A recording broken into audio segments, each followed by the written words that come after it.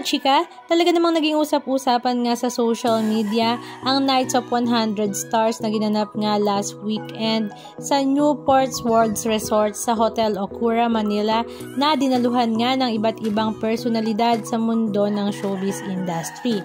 Ito nga ay courtesy of Mr. M, Mr. Johnny Manahan at the same time nga ay birthday celebration niya nga din ito.